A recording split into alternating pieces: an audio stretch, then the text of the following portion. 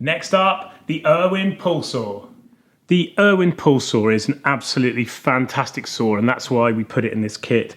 And it comes in two parts, which might confuse you. So this is how you use it. First of all, you take the case off this way, pull the case off, and then this part slides into the handle like this, and you just click it in. If it won't go in, push the little thing there, and there you go, it's connected together. Later on, if you want to take it apart to store it, you push the little button and pull the blade out. Simple as that. Okay, then how do we hold the saw? We grip it like this, nice and loosely. It doesn't need to really grip it like that because that will tighten all of the muscles in your arm. Finger goes down the side like this. And that is important because it helps you guide the saw in this direction here. So try and remember to do that. Next, how you set up on the saw is really important. If you're too close like this, you end up kind of sawing in this kind of direction. If you're too far away, you end up doing like this. So you need to set your body up so that you've got enough room that your arm can move back and forward in a straight line. So we should line up the saw, the hand, the wrist, and the elbow so we can go back and forward as straight as we possibly can. And with a bit of practice, you'll get really, really good at this. So starting the cut with the saw, the traditional method to start a saw off is actually to use your thumb right against the teeth of the blade like this. And that will support the blade whilst you get your first cut going. Now, when you first start sawing, what you tend to do is to push the saw down really hard, and it looks something like this. Like this. And that's no good because that could cut your thumb off. So when you're starting out, you might want to make yourself a little device like this. It's just two pieces of wood glued together. Can you see that okay?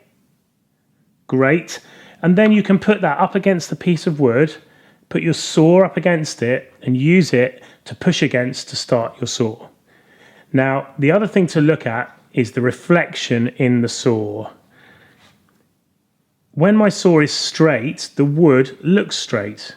But when my saw isn't straight, you can see the wood bends off at an angle. So this is a really good indicator as to whether or not you're straight. Now that also works for this direction as well. When I tip it back like this, the wood falls away, and when it's straight, it looks straight. You should always work to lines, of course, but if you don't have a pencil to hand, it's a good way of getting a straight cut without making any marks. So then, nice light pressure with the saw, as light as we can. Imagine that we're trying to just tickle the surface of the wood without gouging it. And let's get started. So super light at first, and we go backwards towards us like this. Can you hear it's only just catching the surface of the wood? And we go nice light strokes. Now we've got our groove, we can move this out of the way. And we just focus on keeping our arm very straight. So you can line up the saw, your wrist, and your elbow in one straight line to help you sawing straight back and forward. And with a bit of practice, you'll be able to do it very easily. Okay then, so let's saw this piece of wood all the way down. Nice and light pressure. Use the whole length of the blade.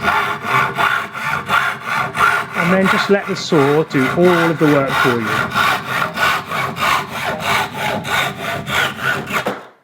And that's it, through the piece of wood and cut. Fantastic, fantastic saw this is.